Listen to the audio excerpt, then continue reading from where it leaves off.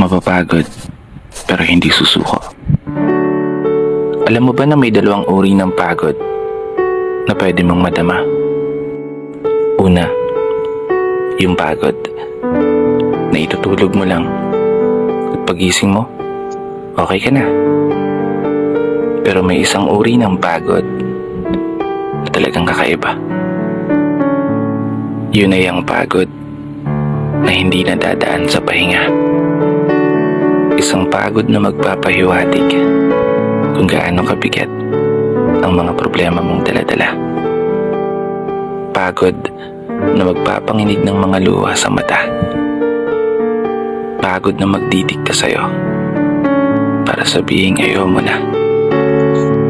Mapapatanong ka na lang talaga, saan nga ba ang direksyon ng aking mga paa?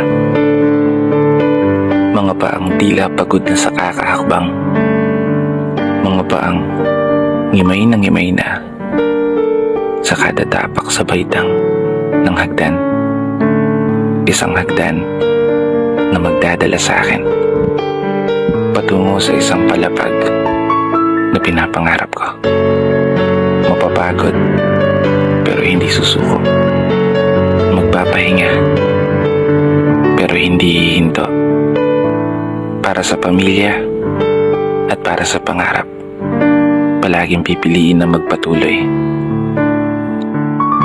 Kasi alam mo, kung ang pagod ay kapalit ng magandang kinabukasan, wala kang dahilan para sukuan ng pagod.